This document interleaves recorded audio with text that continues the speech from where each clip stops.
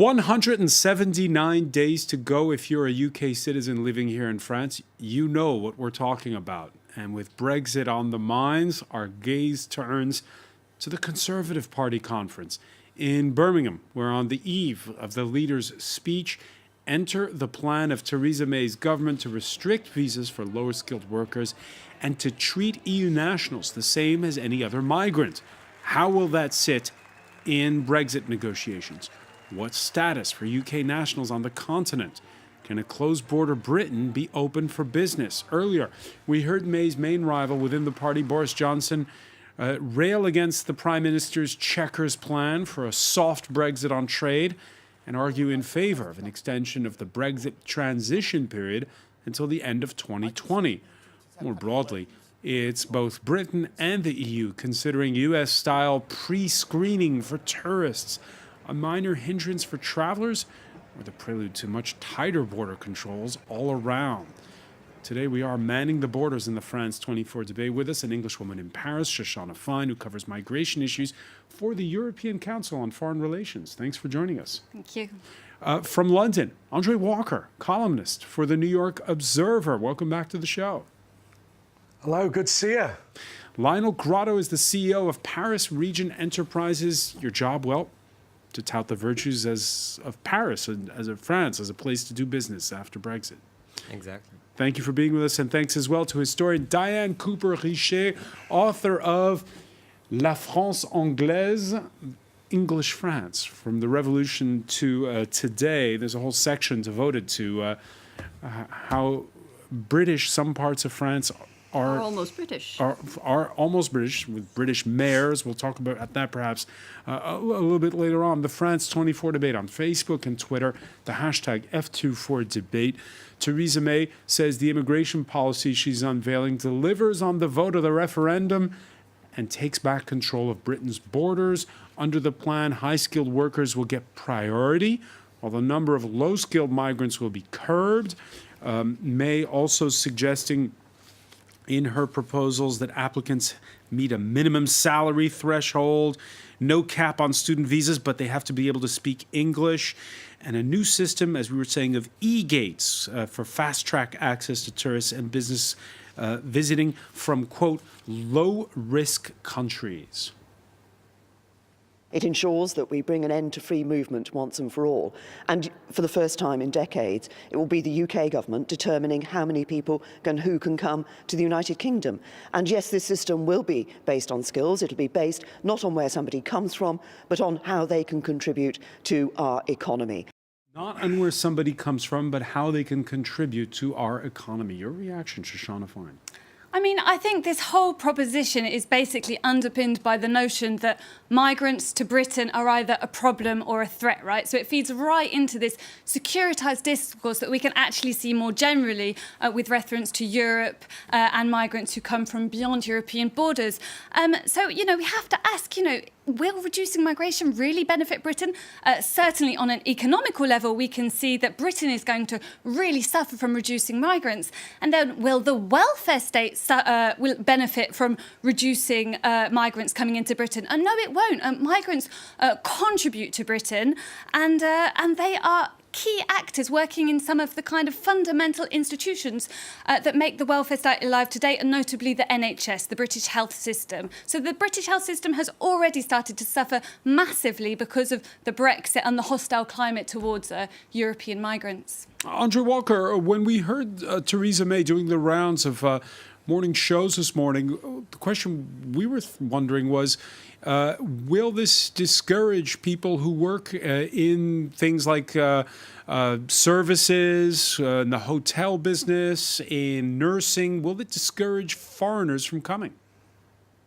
Well, I think there is certainly a hope within the United Kingdom that we will discourage low-skilled workers. After all, whilst immigration grows GDP overall, it reduces per capita GDP. And I think a lot of communities in the north of England, particularly where I'm from, are concerned about the fact that low-skilled workers are undercutting local labour and reducing wages. And certainly that was a huge concern in the Brexit debate. So I think what the Conservatives have said today is that immigrants are welcome in the United Kingdom. Bear in mind, the United Kingdom is allowing EU nationals to remain, whereas there's no agreement on the EU side about British nationals remaining on the continent. But what they're also saying is, look, we want people who are going to contribute to our economy. We don't want to undercut low-skilled local labour in the United Kingdom. We don't want guys on council estates in Sheffield to be unable to get a job because somebody from Lithuania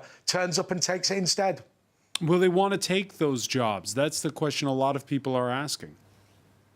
Well, it's silly, isn't it, for us to pay for people to be on the dole, to take unemployment benefits, and then to import people from Europe to take the jobs that people are refusing to do. I think it makes much more sense for us to deal with our problem with unemployment in the United Kingdom by pushing people into jobs rather than allowing people to sit on benefits potentially for decades and then replacing them in the employment market with people from across the EU. But always remember what the Conservatives have said today. And I think it is important to bear in mind that skilled workers from France, you know, bankers from Dusseldorf and Paris are all going to be as welcome as they've ever been in the United Kingdom.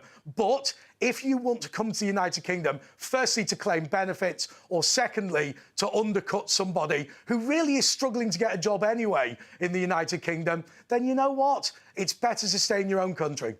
Not sure if the numbers support that, Lionel Grotto, about whether migrants coming in come to claim benefits. But your thoughts on just allowing high-skilled workers to come in?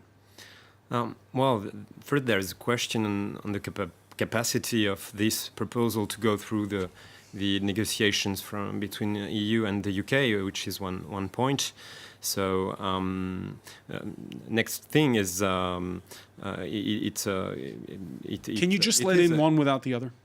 I'm sorry? Can you just let in the high-skilled workers and not the low-skilled workers? I think it's a problem because the EU has been built on this freedom of movement, and it makes a problem to have a distinction now, like by a category of workers, and say, okay, I want the highly talented workers. I understand the proposal of Theresa May because we see today that the UK companies are being have a challenge of recruiting today international talents. It's something we see in the companies that from the UK that come to some of them come to Paris. They tell us that it's more difficult today to attract international talents there, to recruit them.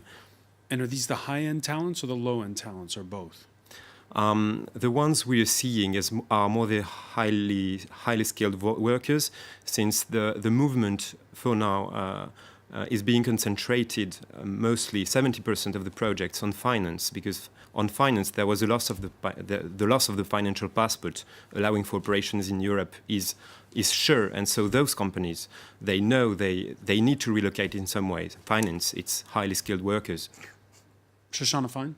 Yeah, I mean, I just think that the proposition doesn't make any sense. You know, a lot of European labour, yes, we have highly skilled European migrants, but we also have a lot of low-skilled migrants, and Britain needs that. You know, they're filling in jobs that Britain needs in sectors, as I mentioned, like the NHS, like in hotels, restaurants, this kind of thing. And I just think that the person who was speaking before, prior to yourself, just kind of spoke like it was a zero-sum game, as if the more immigrants came, that we were taking away British jobs. But that's absolutely not the case. You know, immigrants are also contributing to the growth of Britain and the creation of jobs. So you really have to not think about this as a zero-sum game. This is plainly wrong. But it's a remarkably racist point, isn't it? That British people are unable to clean their own toilets. Therefore, we have to bring over Polish people to do it. The truth of the matter is, British people ought to be capable of doing these low-skilled jobs. There are plenty of low-skilled people on unemployment benefits at the moment. And the idea that what we should do as a country is pay these people to do no work and then replace them with people from abroad is absolutely crazy. But let me say something else about this. It's amazing how hypocritical the European Union is on this. The European Union are the people who say that they want some sort of an EFTA requirement on British people after Brexit. It's the EU that have not promised British people living on the continent any sort of guarantees of being able to stay there permanently. What we've said is we will still allow European people to come over where they have the skills, and we will say to every European person that lives in the United Kingdom now that they will be allowed to remain. The EU has not done the same thing. All right, So let's pick up on that point. It's remarkably hypocritical to listen to people in Paris moaning about the British position when actually, in truth, you guys have not done as much as we have. All right, let's listen to the Home Secretary while announcing the end of preferential treatment for EU citizens entering the UK. Theresa May's Interior Minister telling the Conservative Party conference he won't be coming after those who are already there. I say to those EU citizens who have already made the UK their home, you have benefited our country. You are part of our country, part of many of our families, part of our home.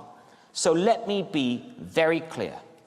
Deal or no deal. We want you to stay. We need you to stay. You can stay. Diana Cooper-Richer, your reaction to this and your thoughts on the fate of British subjects like yourself after Brexit? I'm a 19th century historian.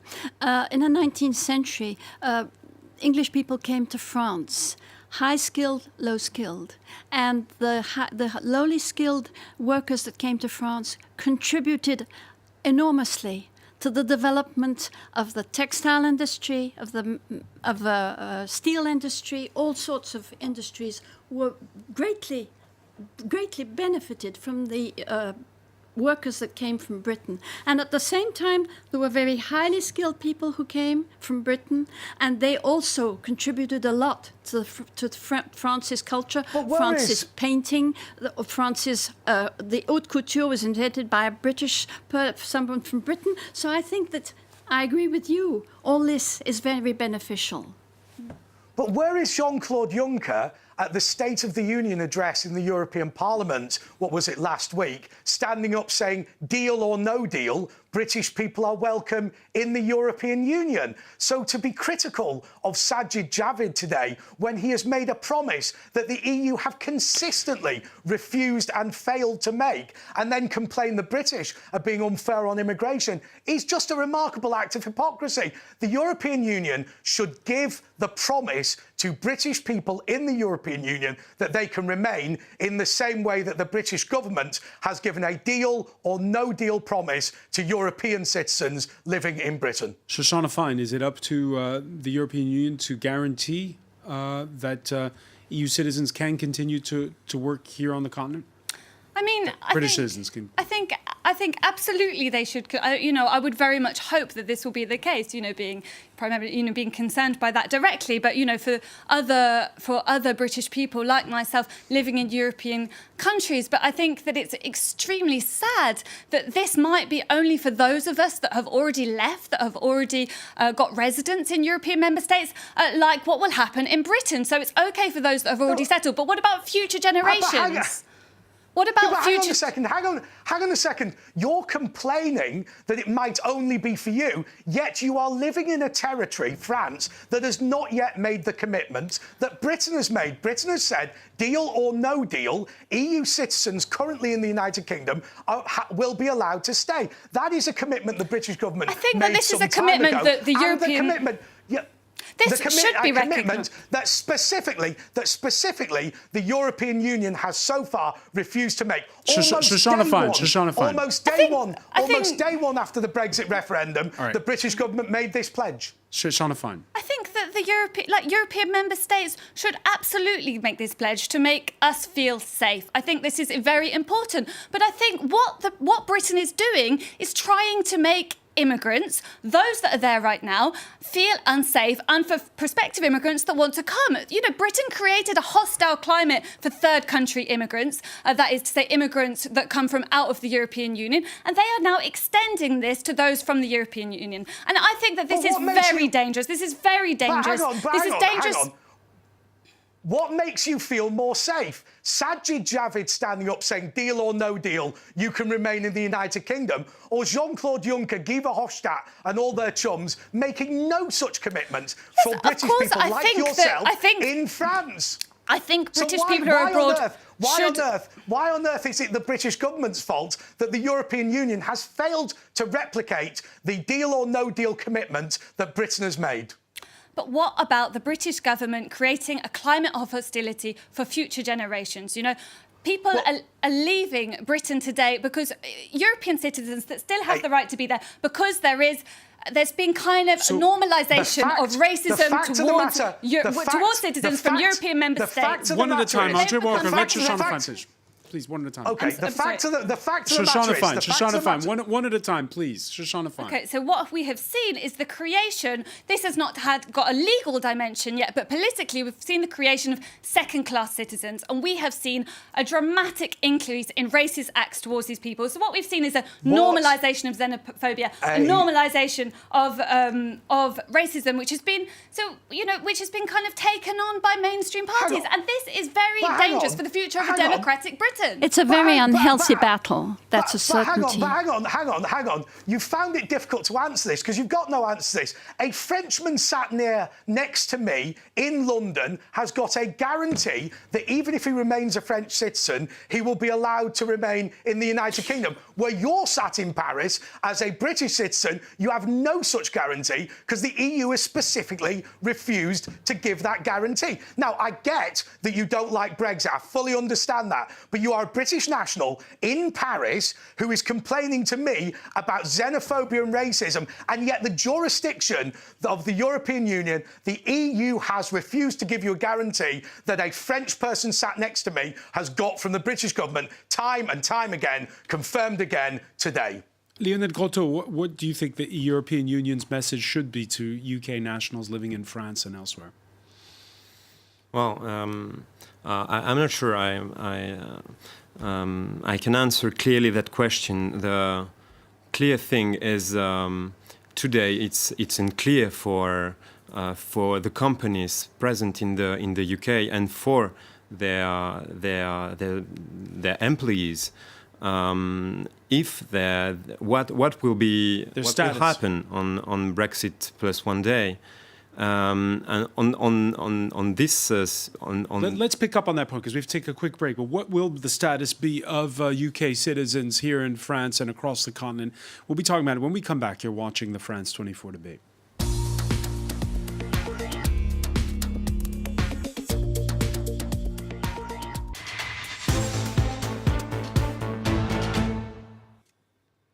Welcome back, or welcome if you're just joining us. It's the France 24 debate. We're talking on the heels of Theresa May unveiling her immigration policy post-Brexit. With us, Shoshana Fine, who covers migration issues for the European Council on Foreign Relations, the ECFR, from London. Andre Walker, columnist for the New York Observer. Welcome back as well to Lionel Grotto, CEO of Paris Region Enterprises, and historian Diana Cooper-Richet, author of La France Anglaise, English France from the Revolution till today. English France. There's a lot of English France, isn't there? There's a few mayors in France, I believe, who are English. There's a lot of English France. There has been for a long time. I mean, the British have been coming to France, since the end of the 18th century. There was the Grand Tour at that time. They were basically aristocrats and higher middle class people. Some of them came with their horses, with their coaches, with their hounds, and they bought properties here. So what has changed is the type of people that are here now in France. People that come to France now are more modest people. They want to buy a house they can't buy in Britain. And so they've been doing it for the last 40 years, basically. Pensioners and other people. So research for your book took you to which parts of France? It took me mainly to archives and then to different parts of France. But you can get most of the things out of the archives, out of people's memoirs and that kind of thing. What is it? 60% of the words in the English language come from French. A lot of words come. You feel that bond. And today, with this Brexit issue coming up, there's the question of what's going to happen. You're also a French national. I'm a French national. I'm also a British citizen. So the problem doesn't arise for you as it does for Shoshana Fine. What advice would you give, Shoshana, to UK citizens living in France right now? Do they apply for a residency permit? Do they apply for citizenship? What should they do? I mean, we are living in very dangerous times, basically. I think, citizenship is the way forward. If you are eligible for citizenship, then you should absolutely go ahead and apply. And that is for UK citizens living in UK, as it is for British citizens living in the Schengen area. But I think, just coming back from your point there, I think it's a really important one. We need to have a paradigm shift. We need to stop thinking about migration as a problem. Migration is something normal that has been going on since the beginning of human existence, and it's something that has, we've got 3% of the world's population who are migrants today. This is a normal phenomenon of global societies, and it needs to be accepted as such. And one other point on that matter is that, May is talking about wanting to reduce migration through now imposing these barriers on EU migrants. But actually, what have we seen with third country nationals? The UK wanted to reduce migration coming to Britain, but actually didn't succeed because people use other routes. Family reunification, for instance, is a very important one. Immigrants who are already settled in Britain have the rights to family life. Lionel Grotto, just a point that you were mentioning just before the break, UK citizens, some of them you're saying interested in coming to France, but unsure what their status will be if they come here? What we see for sure is that the companies based in the UK, independently from the nationalities, and the fact is the companies in the UK have very international staff. It is the normal way of doing business in the UK today, and London has built its strength and its stronghold in finance and other sectors on the capacity to attract those talents. So it's independently from the fact those companies hire British, European, or maybe Chinese people. The question which is asked to any of them is, in the moment when the company, because they face, we've not talked about it till now, but they face critical questions about the continuity of their activity. We've talked about finance and the loss of the financial passport, but if you take industry, so the decisions in industry are very long to be taken. So you're not going to see from the morning to the other an investment decision which is as huge as the ones we've seen in finance for now. But clearly it's ahead of us. And all those moves that could come, they will come naturally. That threat, for instance, of by Airbus to move its factory out of Britain, is that a serious one? Yeah, but it's...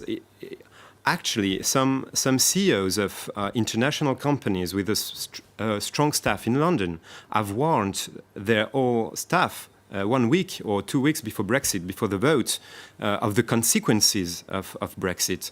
And today we are just seeing what it really means about the fact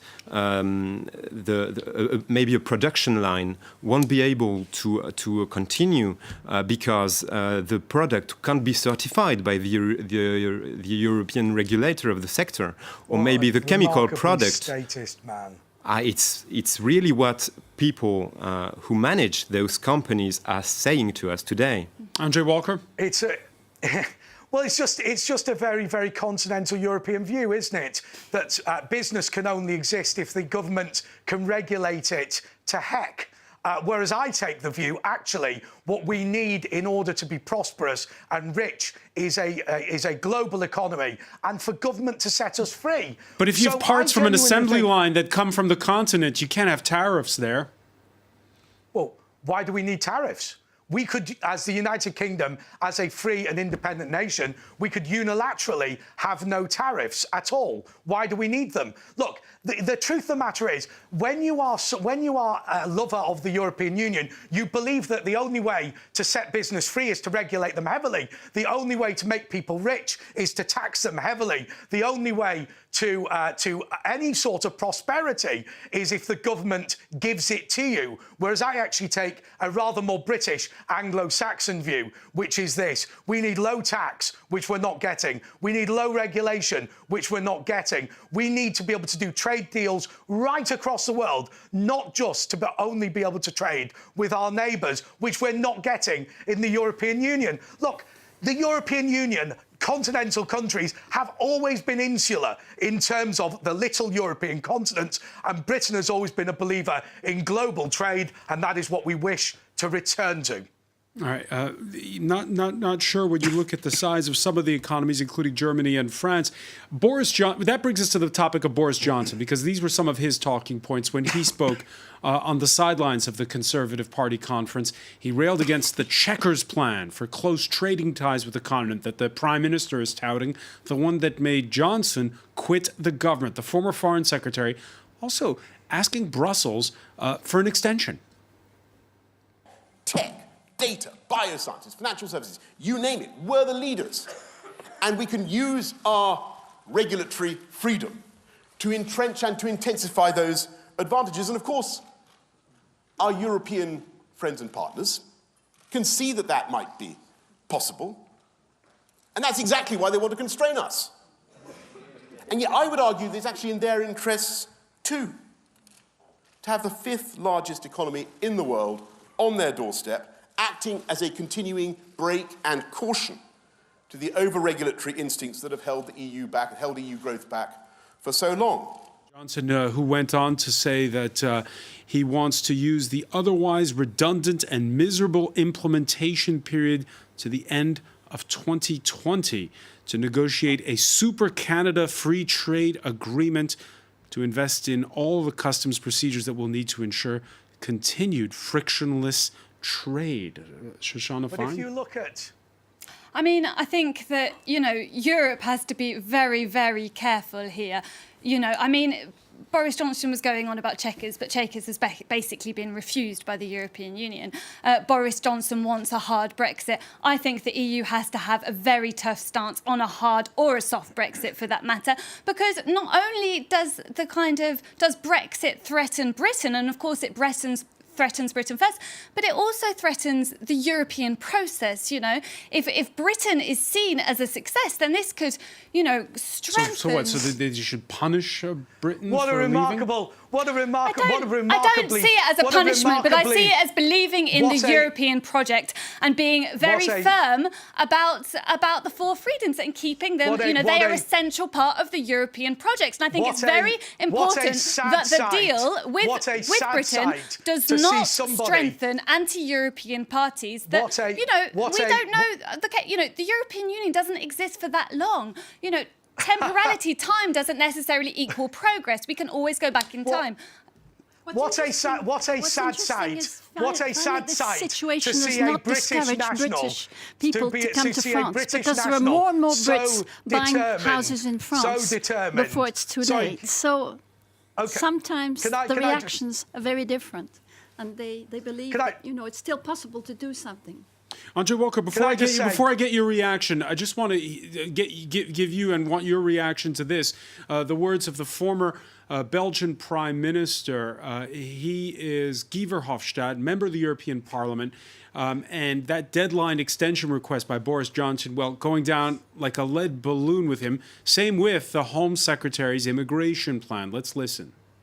We will never accept discrimination based on skills and on nationality, as David this morning proposed. Secondly, that we will never accept, and I say it also very clearly to the British colleagues here, an extension of this whole procedure. Mr. Boris Johnson this morning has said, look, we want an extension of Article 50. I think it's a very bad idea. Enough mess has been created by Brexit. Enough uncertainty has been created by Brexit. Let's stop. Andre Walker, your reaction. Is that Guy Verhofstadt, the funny little man with the bad teeth? Look, nobody's asking for an extension of anything. There is going to be an implementation period. What I think we're saying is, rather than argue about this Chequers deal, look, the EU has said Chequers is a bad deal. Most of the British Parliament has said that Chequers is a bad deal as well. But always remember something about the irresponsibility now of the European Union. This backstop agreement that Theresa May was an absolute fool to agree to. What is it? £39 billion pounds plus the annexation of Northern Ireland. Now, of course, what the EU are stupid about, I'm Northern Irish myself, they believe that there's only terrorists on one side. They believe there's only pro-Irish terrorists. But, of course, there's pro-British terrorists as well. And let me tell you, the EU's plan to effectively annex Northern Ireland will cause a war. It is absolutely irresponsible from an organisation in Brussels that claims it wants to stop a European war to do this. I will tell you that the unionists, so where do you put the border? Explain to us, Andre. Where do you put the border? Do you put it in the Irish Sea, or do you put it between the two Irelands? Well, hang on a second. There's a border at the moment, right? There's tobacco taxes that are different. There are petrol taxes that are different. There's regulations that are different in between the two territories. This idea of sticking up a border is a complete fallacy invented by the European Union. There are already rules on how to trade across the border between Ireland and Northern Ireland. But the problem is, with the European Union, they don't understand the situation in Ireland, and they believe that the best solution is to effectively annex Northern Ireland. That will cause a war. The UVF and the LVF and various loyalist paramilitary groups will rise up, and that will cause an absolute nightmare. So how do you explain to me, how do you respect the Good Friday agreements after Brexit? What's the plan? There is a border there already, right? In what way do you not understand that there are different regulations between the United Kingdom and the Republic of Ireland? In which way do you not understand that on things like tariffs, on things like But do you put back a physical border? Do you put back a physical border? Do you put back a physical border? No. You want the physical border. What I'm saying is that when it comes to tobacco, when it comes to alcohol, when it comes to petrol, when it comes to regulations, there is already a border, and we do not need to police it using modern technology. The truth of the matter is the EU want to put in a hard border, or they want to annex Northern Ireland. It is an extremely dangerous thing, and if you had any knowledge of Northern Irish politics and Irish politics, you would see the danger of that. But of course, Brussels is full of absolute fools. But we can never come to any agreement if it becomes a war and a battle. You have to have but the war is proper. One at a time. Diana Cooper-Richet.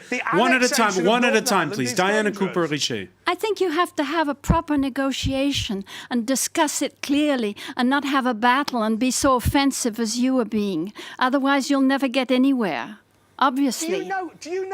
Do you know what a hard border in Ireland or a border in the Irish Sea, either of them, does to the stability of the people of Northern Ireland? One of them, the border between the Republic and Northern Ireland, would cause the Republicans to rise up in violence. A border in the Irish Sea would cause the Loyalists to rise up in violence. Now, I don't like Theresa May. I think she's pretty bad. But to be fair, her idea of merely extending the existing the existing systems that we already have, that already police the border between Ireland and Northern Ireland, is the way forward. The reason the EU don't want that idea is because they simply believe that the only people that need to be listened to are the Republicans. But I will tell you, the Loyalists and Unionists are equally as dangerous, and a border in the Irish Sea causes a war. Make no mistake, and viewers in France and across the world need to understand that. All right. We need to go back to cordial understanding. Lionel Grotto, let me ask you, because we've talked a lot about how the UK, March 2019, it's coming up.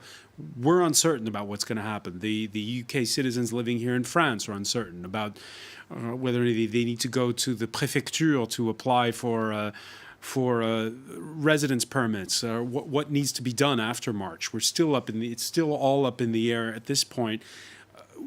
What do you think of Boris Johnson's idea of extending the implementation period? Is that a sound one?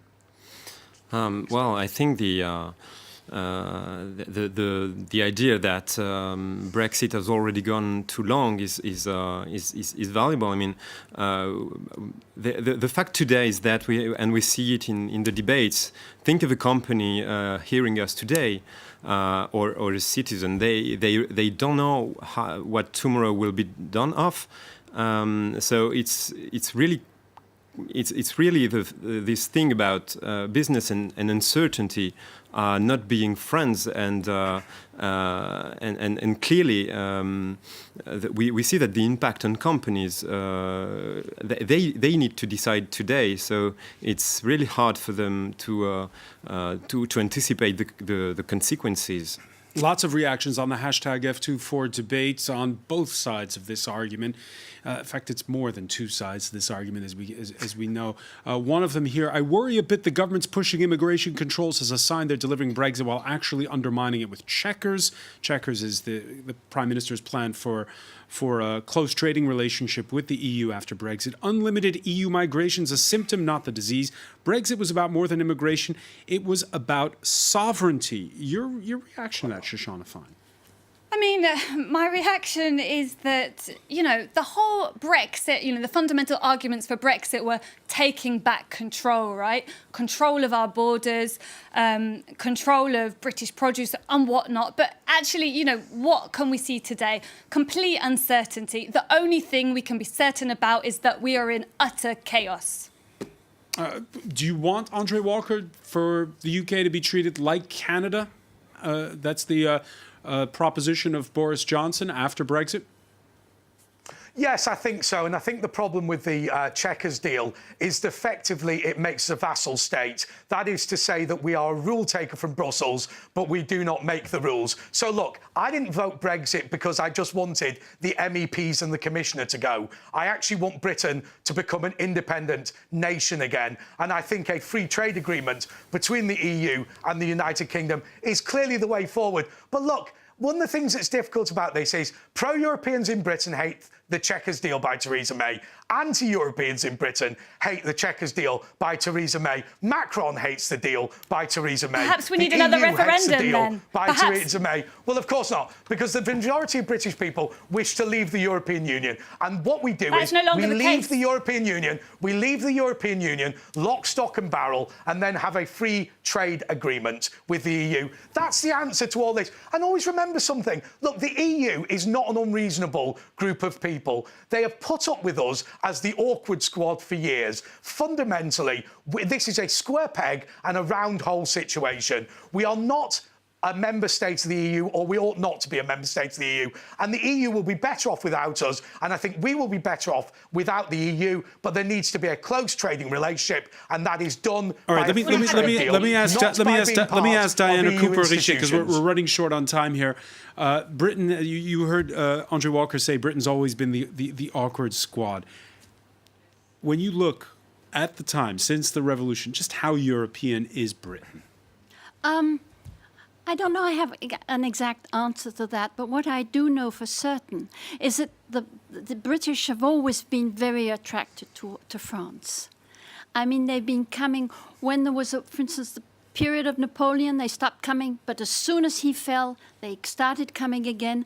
They were attracted to France. They liked to come to France for the theatre, for the food, to buy houses, to enjoy life. So they've always wanted to come to France, and they've always been coming.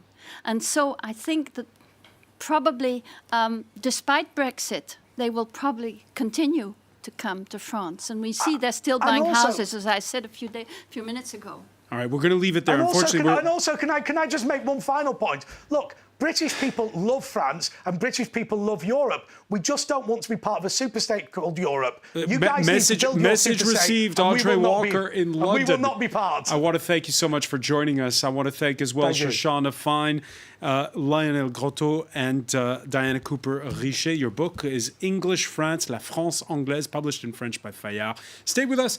Media Watch is next.